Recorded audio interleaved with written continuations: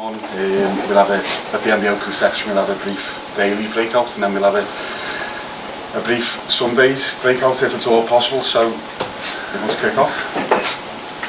And Saturday as well. So. Alan from Sky. Hi, Jurgen. Hi. Hi. Obviously, you've had that bad news with Thiago's injury, and with the other injuries that you have in your squad, are you happy with the size and quality of your squad, or are you still inclined to strengthen in this transfer window?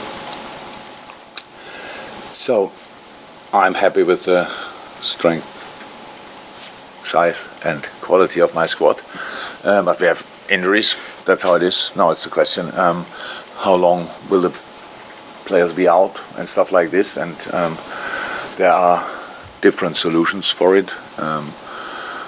One of them, plenty I would say, and one of them is the transfer market. The transfer market makes only sense if you can bring in the right player. So the right player, not a player, because it's easy to bring a player in, but that doesn't help even a week. If we have some player, and if you bring in the right player, then it could make sense. But we always actually would have done that from the first day of the transfer window, from the first day of the preseason. So I would have done it, but it's just in some cases not possible, and in other cases extremely difficult. So and that's why you don't have to think a lot about it. It's not, if something's not possible, why should I then constantly say, but if not, then we cannot exist. We can. So all the other solutions are inside the squad. Yes, and we have now, in the moment, definitely too many injuries. That's clear. A couple of boys coming back. Nabi will be back, and for Monday, and Costas will train today the first time, so he might be back as well. And that's the situation. We cannot. I understand the questions really, and on the other side, I don't understand it as well, because it's just, if there would be the right solution for us, we would have done it already. We are not stubborn or whatever and say no way, we don't bring in anybody. It's just about the right thing to do. And when people told me at the beginning of the season that we will lack a specific kind of midfielder, I didn't understand that, because if you search for these specific things, then you always lack something. If you have technical players, then you miss the fighter. If you have the fighters, then you miss just to name two things. So if it was always like this, if there would be the right player and there would be an opportunity, we would have done it, we would do it, but I don't see it, because we had a lot of conversations already, and it doesn't look like something will happen. Okay. You referenced the slow sort of start to the game last week. I'm sure you expect the tempo to be different in front of the home fans at Anfield, and also will the timing of the game help, given the intense sort of heat that we've got Saturday and Sunday? It's going to be a lot cooler on Monday, and playing in the evening, is that a big advantage for you?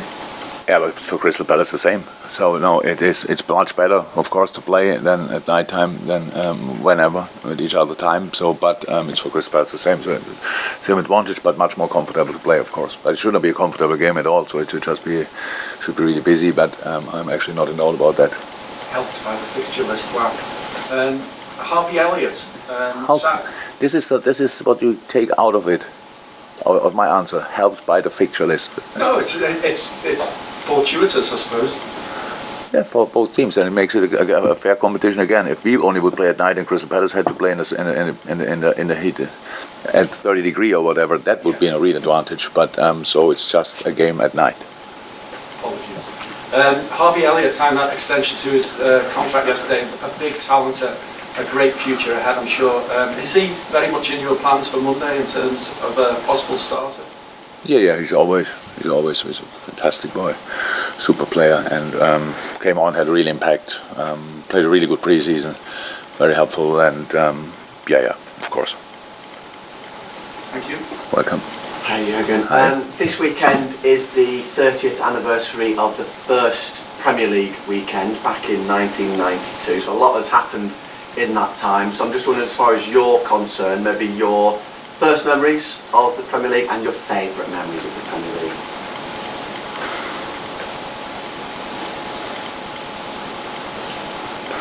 My first memory of the Premier League.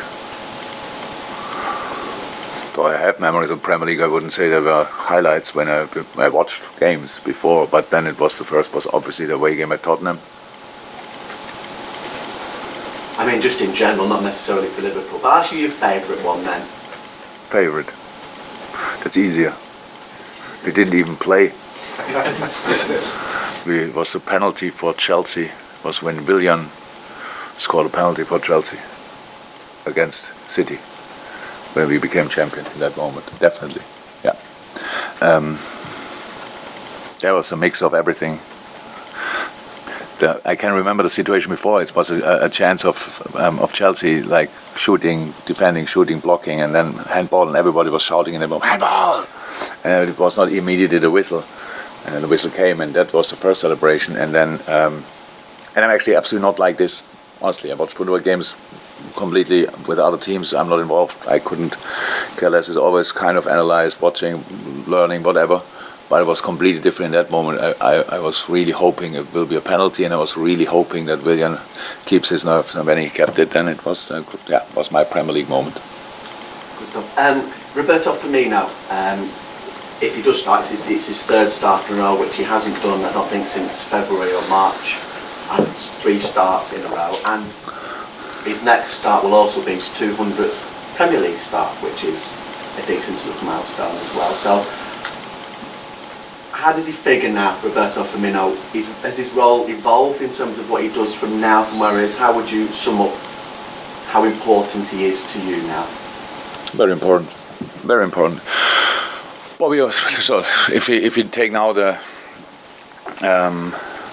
our last game, and then it's like against Fulham, we didn't find probably there were different reasons. We saw and analyzed a lot. It was, I can't speak about it, but it was something that had nothing to do with us, to be honest. But because the center was very often blocked. Maybe if you want to watch it back, and I see it as well, and it was not by players. And then that's why it was a bit difficult for him to get into the game, and we didn't play well. And it's always for an offensive player not easy to show up really.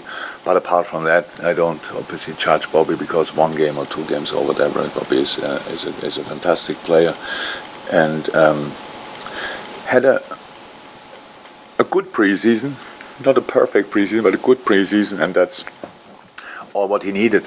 That he could have the amount of sessions he had, and could train as often as he did, and and he will benefit from that definitely, and during the season, and from there we go. But 200 starts in the Premier League is not bad. Most of them must be with me. All with you, I think. He didn't start before I arrived. In the Premier League? Yeah, I came in October, so he was injured, I know, but he didn't start before. Double check. Yeah, double check, never do that. Yeah. Welcome. You said after the Fulham draw that the attitude wasn't right from the beginning in that match. Is that something that's been addressed this week? Did it take much sorting out to do?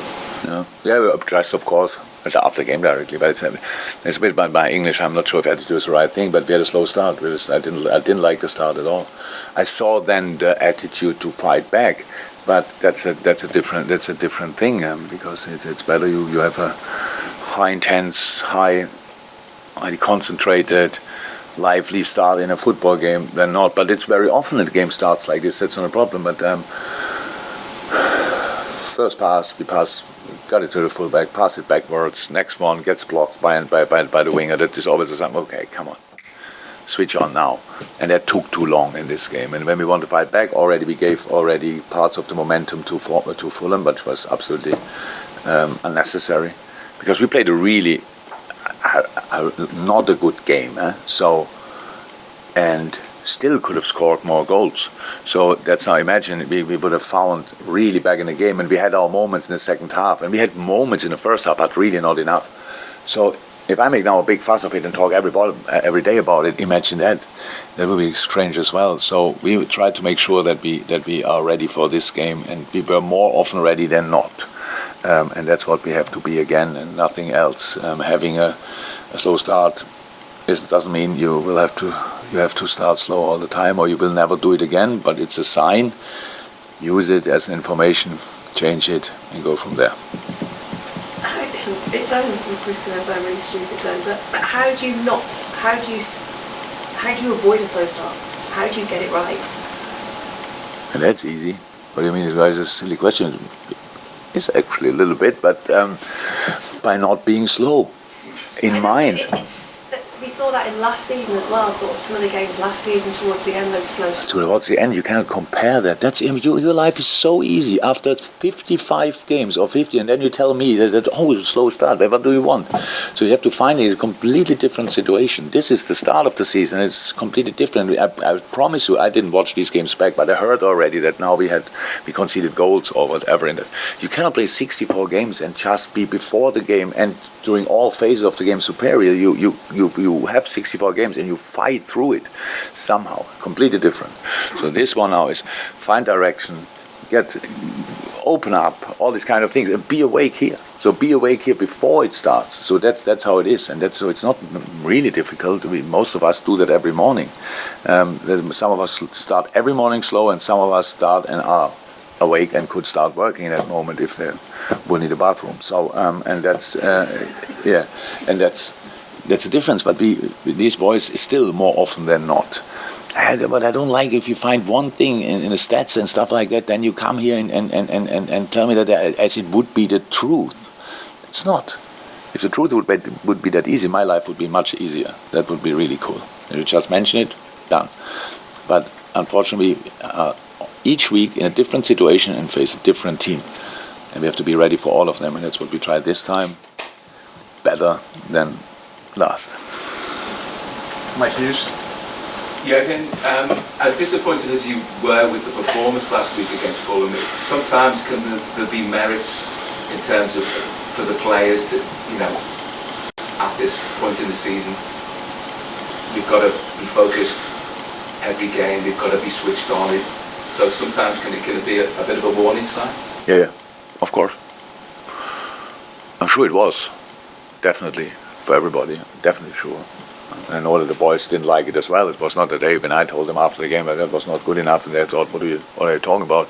So I know exactly that the boys knew it as well. So it's how I always said, you can lose a game, but you have to learn from it, and that's in this case exactly the same, because it felt like if we would have lost, it was exactly the feeling I had when I left the stadium, but we didn't. That's the good news. We got a point. And now let's go. How encouraged have you been with the work together as a partnership between Darwin Nunez and Mo Salah? They've not had much time to play together, but already there are really encouraging signs of what they can do. Yeah, it's a cool partnership, definitely. It's two players who are determined to score and be in the decisive areas, coming behind the line, wherever the line is. It's very helpful. Mo is in a really good moment. So and Darwin is settling in. So I think Luis just missed the goal, if you want. Really good moments, really good situation. Two chances. One was post, I think, or crossbar, and then got blocked by in another situation. So a little bit of luck, and he scored. That would help him as well massively. But apart from that, so this department was not our problem at last weekend. No more for the open. Carl at the back, sorry, Harvey. Hey, just to go back to the midfield situation. There's quite a few ways that Harvey new contract say it's a reward for his development and it's increasing influencing the team. We've spoken a lot about Naby and how he's had a number of false starts and he needs to get them again. Do you now need, is now the time for one of those players some players to step up and fill the gap in midfield? It's been quite consistent selection, really. Everybody has just to make the next step in their development. It's normal. So I said Harvey played already incredible level. He got injured, and that's it pretty much. Played a good preseason, came on all the games when he came on was really decisive. Came on against City, played a really good game. Came on now, played a really good game. So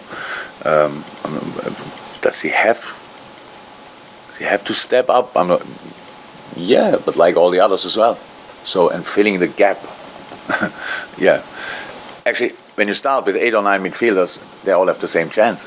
So, if one is out, who is there in a gap, or is it just a situation? So, and we have injuries, but I expect from the boys that they, over the time, we work together, and of course, rather sooner than later, they fulfill their potential. So that's what I'm looking for, and Harvey is in a good way. So that's how it is. And Fabio didn't even start when he is on a good way as well. So that's cool. Millie looks sharp when he comes on, and does he have to step up? He showed already a lot. So these kind of things. Hendo played good on 6. Now when we had to move him inside, or we moved him inside, so like it did last year. So there is still, with the players we have, there's still competition for positions and all these kind of things. So it's, if the boys need that to be at their best, that would be new to me, to be honest. That we have to motivate them by telling them, if you are not perfect, not at your best, then he will play. We never worked like this. So we have look and training. I expect them all to be at 100% here. And then I make a decision about who is ready for this week and who might be ready for next week. And it's not about stepping up, it's just about being the best version of yourself, or getting close to that. And that's what all the boys try, as far as I see it at least. Thanks, Carl. We move on to the dailies and that. Oh, sorry. No, just ask on how Thiago is and what's that injury looking like. Thiago is good, but the injury is not good. Oh. Any time frames? Are there any time frames? What was it? I read 4 to 6 weeks. Yeah, I would prefer 4. We'll see. Right, we move on to the embargo section for the dailies. Just to be clear, all